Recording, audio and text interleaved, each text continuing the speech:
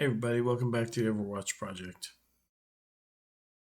Doesn't anybody notice that with this whole Epstein stuff that's been going on, it's been the latest thing that they want everybody focused on?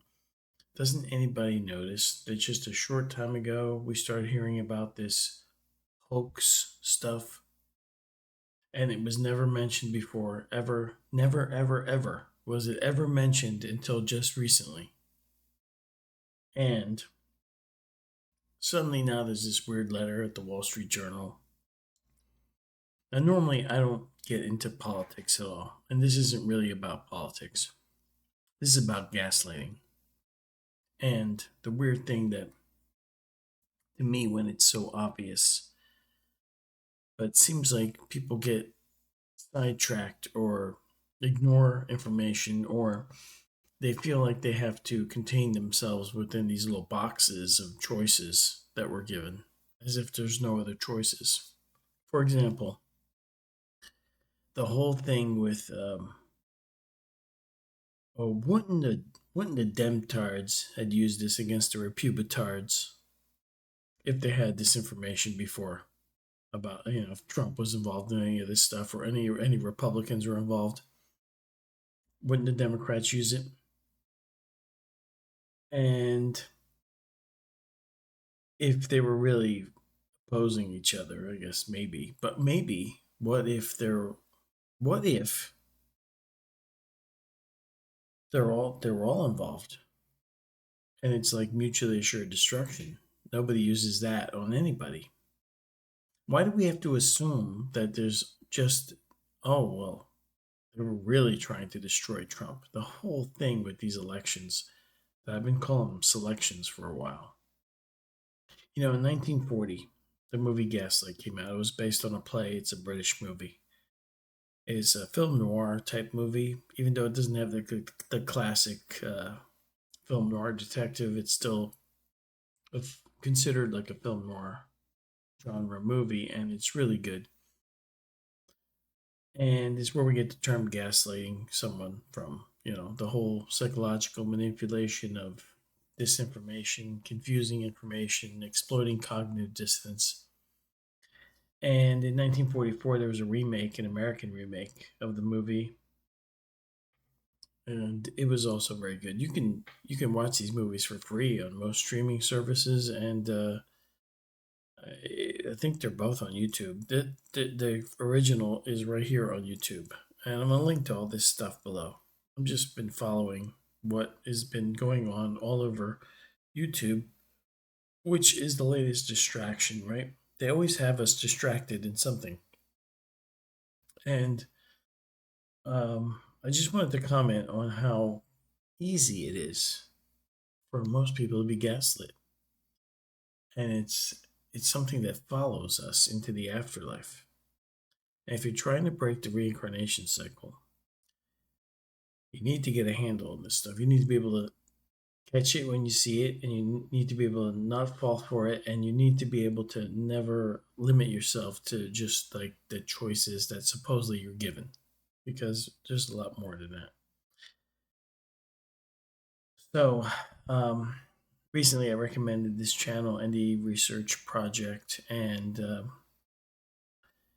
he's been doing a great job of showing these little clips with little edits, and you can really see a lot of stuff that I've been talking about that I spend like a really long time talking about, and maybe too long, and it's tough to keep people's attention nowadays with any kind of lengthy videos. So I've been trying to keep my videos down, making them shorter. But gaslighting, cognitive dissonance, and all these other things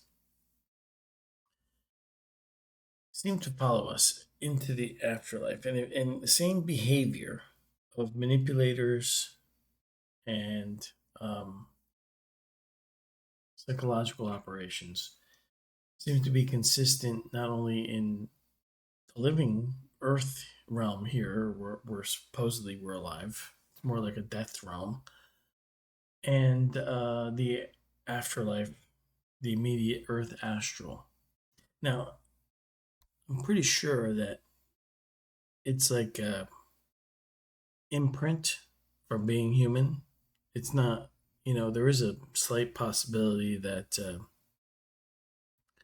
consciousness just has an inherent trait of the ability to have cognitive dissonance. But I don't think so. I think that it's an imprint from being incarnated as humans. And when you incarnate as a human, you adopt all these human characteristics. You process your consciousness through the human brain.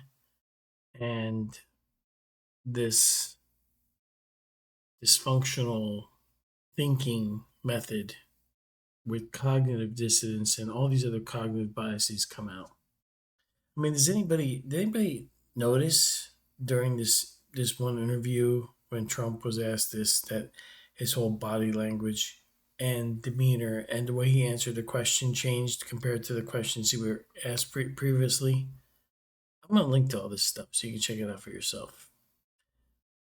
One of the things that NDE Research Project did a video on is gaslighting and mockery in the afterlife, and actually all of his videos have great little instructional clips from a bunch of near-death experiencers. So it's quite clear that when you're immediately into the afterlife, if you're stupid here, you'll be stupid there. And also, something that I mentioned before, and he did a video on, and I've been trying to explain it to people. I, I don't know how else to explain this. These are all the links that you'll find in the description below, so you can check out all the receipts for everything I'm talking about. Anyway, imagine a lion in a cage, but every now and then the lion has to be put in a new cage. But the lion's been convinced that it really isn't that powerful, and it should be submissive to this lion tamer that has this little thin whip that really can't do anything to the lion. And the lion has to be taken out of the old cage. It's, useless, and it has to be talked into or guided into a new cage. Now, when it's out of the cage, it's a full blown lion and it can do anything a lion can do because it's free of the cage. If the lion just knew what he was or she was, if it's a lioness, then the guy with the little skinny whip would stand no chance. We'd probably run the other way and the lion could just leave. I want you to think of a human body that way, like it's a cage. Consciousness enters, formless consciousness that may have an inherent need to seek form. It's lured into this earth on this vague and overly complicated terms of service and terms of use here, supposedly, so we can have this fantastical experience of being mortal. But it's really all to produce energy or loosh for lazy spirits, or I don't know. I'm not sure what the loosh is for, but it doesn't matter right now. But consciousness, like a lion or a ferocious, powerful, all powerful thing, has to be talked into doing this and has to agree. If you watch enough near death experience stuff, and I've watched so many of it, and I'm not really as good as some of these other people at editing or spending time to edit, but I mentioned this before. When you're in the astral, the rules are different. Here, if you have belief in authority, you're screwed because you'll carry that belief in the afterlife, and then you'll think there's an authority guiding you. The lion tamer with the little whip telling you, get into the new cage. If you are aware the authorities bullshit, then you're aware that while you're in a cage here, well, you really can't do much because you're in a cage. But when you come out of the cage, hence end of this life cycle, before they try to talk you into a new incarnation, then let them know that you know what you are and that you don't even listen to their bullshit. Don't even interact with them. In Robert Monroe's Gateway Experience, he prepares the experiencer with a little affirmation preparation thing. And when you listen to the Gateway tapes, I think it's tape number 2 that you hear it. You know, it starts off with I am more than my physical body. And then when you get to the what he calls resonant tuning and with the balloon, or he has you do this thing like put all your human worries into this box. You know, like you visualize you taking all your stuff and putting it into that box because you won't need it in the astral. And then he wants you to, you know, tells you to create a balloon, like a energy balloon around yourself, extending from the top of your head outward and then wrapping all around yourself and coming in from below so that it completely encompasses you. And that's really good advice. And when you enter the afterlife, you want to basically create a shield around yourself. This particular video here that I'm going to link to below shows you that things you think about can be instantly manifested in the astral realm. And in the near, when people are temporarily dead, they experience these things.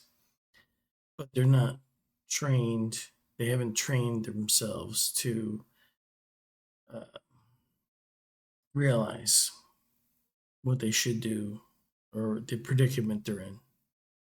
I recommend that you watch a lot of these videos on NDE Research Project because you'll be able to see what I'm talking about in short 4, 5, 6 minute videos. And back to the whole gaslighting thing. If you can be gaslit here, you can be gaslit in the astral realm. If you can be exploited with cognitive dissonance here, you can be exploited there. Basically,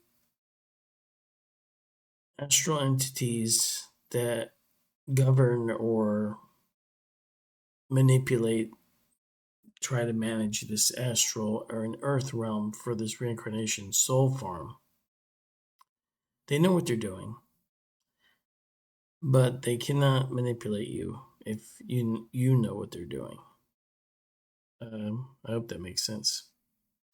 My website is overwatchproject.com. Please check that out and give this video a like. And if you haven't subscribed yet, subscribe to my channel if you are interested in a cosmology or studying cosmology that is free of atheist and religious bullshit. Because you know both those sides are again false choices. It never fails to amaze me when how good like an atheist can be at disassembling religious bullshit, but they can't see their own, and vice versa. The religious cannot see their own bullshit until you get your handle on cognitive dissonance. Well, good luck, everybody. I'll talk to y'all later. Take it easy.